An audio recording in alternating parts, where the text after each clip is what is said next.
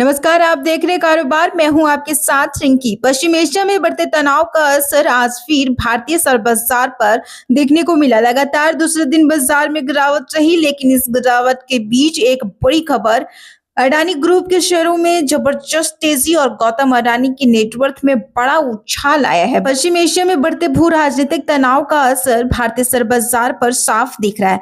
बुधवार के बाद गुरुवार को भी बाजार लाल निशान में बंद हुआ है। निवेशकों में अनिश्चितता का माहौल है और विदेशी निवेशकों की बिकवाली ने दबाव बढ़ा दिया है। लेकिन इस गिरावट के बीच अडानी ग्रुप ने बाजी मार ली। ग्रुप के शेयरों में तेजी से गौतम अडानी की नेटवर्थ में 3.32 अरब डॉलर यानी करीब 31,000 करोड़ रुपए का इजाफा हुआ है। ब्लूमबर्ग बिलियनियर इंडेक्स के मुताबिक उनकी कुल संपत्ति अब 98.7 अरब डॉलर पहुंच गई है। अडानी अब एशिया के सबसे अमीर शख्स और दुनिया के 18वें नंबर के रईस बन चुके हैं। वहीं दूसरी ओर मुकेश अंबानी के नेटवर्थ में बुधवार को 35.1 करोड़ डॉलर की बढ़त जरूर हुई है, लेकिन साल 2026 में अब तक ये 16.4 अरब डॉलर गंवा चुके हैं। उनकी कुल संपत्ति 91.3 अरब डॉलर है और वो एशिया में दूसरे सबसे अमीर व्यक्ति बने हुए हैं। देश की सबसे वैल्यूएबल कंपनी रिलायंस इंडस्ट्री के शेयरों में भी दबाव बना हुआ है। 5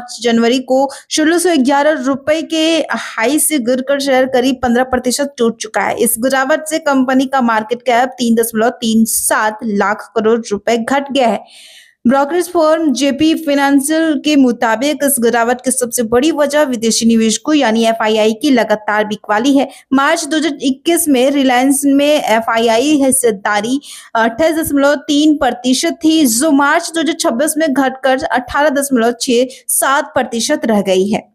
अब नजर टिकी है रिलायंस के अगले बड़े कदम पर। जियो आईपीओ रिपोर्ट के मुताबिक कंपनी जल्द ही जियो प्लेटफॉर्म का आईपीओ ला सकती है। इसकी वैल्यू करीब 180 अरब डॉलर आगी गई है और कंपनी इससे 4 अरब डॉलर जुटा सकती है। अगर ऐसा होता है तो ये भारत का अब तक का सबसे बड़ा आईपीओ हो सकता है और रिलायंस के शेयरों के लिए बड़ा ट्रिगर साबित हो सकता है। वैश्विक स्तर पर बात करें तो एलन मस्क 655 अरब डॉलर की संपत्ति के साथ दुनिया के सबसे अमीर व्यक्ति बने हुए हैं। तो कुल मिलाकर जहां एक और वैश्विक तनाव बाजार पर दबाव बना रहा है, वहीं कुल कंपनियां और कारोबारी इस माहौल में भी मजबूत दिख रहे हैं। अब निवेशकों की नजरें रिलायंस के नतीजों और जियो आईपीओ पर टिकी हुई है। फिलहाल के लिए इतना ही। आप जुड़े रहिए कारोबार के साथ।